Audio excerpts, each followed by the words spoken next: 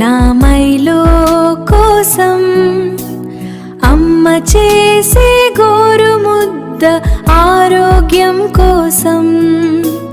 tomato ఉగ్గు ఎంతో రుచి తింటే మైలో భలే ఖుషి